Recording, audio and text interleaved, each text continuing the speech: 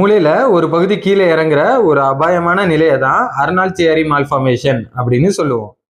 இன்னும் டீட்டெயிலா சொல்லணும் அப்படின்னா மூளையோட கீழ்ப்பகுதியை தான் நம்ம செரிபெல்லம் அப்படின்னு சொல்லுவோம். இது நார்மலா ஸ்கல், அதாவது மண்டை ஓட்டுக்கு உள்ளதான் இருக்கணும். ஆனா இந்த கண்டிஷன்ல அந்த செரிபெல்லம் ஸ்பைனல் கெனால், அதாவது நம்மளோட ஸ்பைனல் கார்ட் போற பாதையில கீழே உள்ள போயிடும்.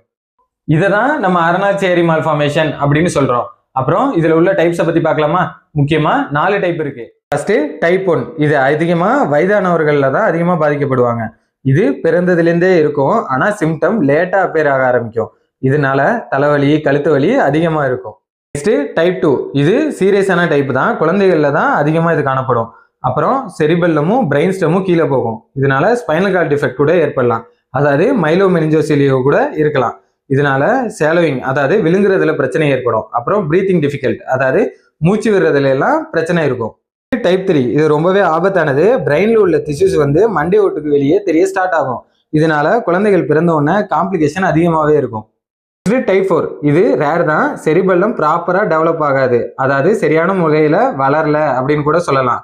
ஆனா இது சிவியரான நியூராலஜிக் ப்ராப்ளத்தை ஏற்படுத்தும். இதை கண்டுபிடிக்க எம்ஆர்ஐ ஸ்கேன் தான் பெஸ்ட் ஆப்ஷன். அப்புறம் இதோட ட்ரீட்மெண்ட் பத்தி பார்த்தோம் அப்படின்னா போஸ்டீரியர் ஃபோர்ஸா டீகம்ப்ரஷன் சர்ஜரி பண்ணுவாங்க. எப்படின்னா ஸ்கல்ல சின்ன பார்ட்டை ரிமூவ் பண்ணுவாங்க. இதனால ப்ரெஷர் குறையும். அப்புறம் செரிப்ரோஸ்பைனல் ஃப்ளூயிட் ஃப்ளோவும் நார்மலா இருக்கும். அப்புறம் பெயினை ரிலீஃப் பண்றதுக்காக பெயின் ரிலீஃப் டேப்லெட்ஸும் கொடுப்பாங்க. ஆனா இது டெம்பரவரி தான். சர்ஜரி தான் பெஸ்ட் ஆப்ஷன்.